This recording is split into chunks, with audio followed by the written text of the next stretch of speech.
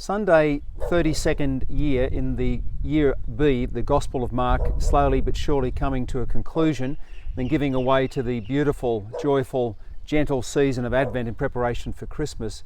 We have the Gospel from Mark chapter 12. It's the widow who's observed by Jesus and putting in very, very small offering in that massive temple structure.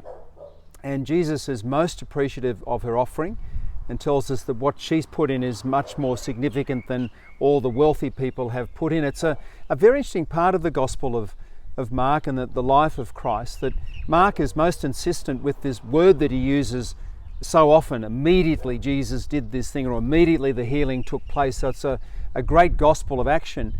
But in here we have Jesus simply sitting down and watching a widow put in everything she had, her great offering. Her offering of money is a symbol of her offering to God himself, to Christ himself. And he's most appreciative of this. It's done in the setting of the temple. The temple was a massive building. It stands no longer, of course, except for parts of the western wall.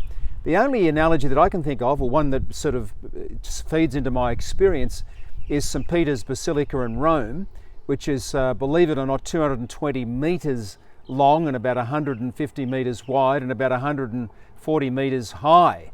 It's an extraordinary building, and a good friend of mine who went into St. Peter's said to me, it's most interesting that when you go into St. Peter's, the sheer size of the building makes you feel small, yet not insignificant.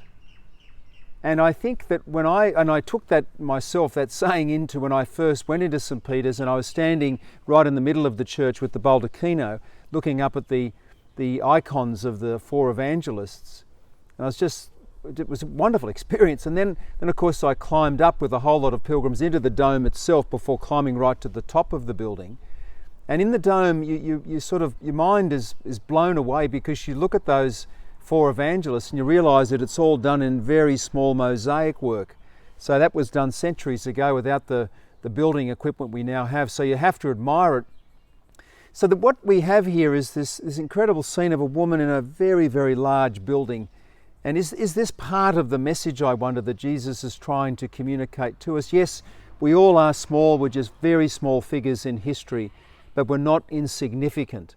And all the small things that we do during the course of our life and the course of our days, our daily work and in our families, whatever, it's all small, but not insignificant.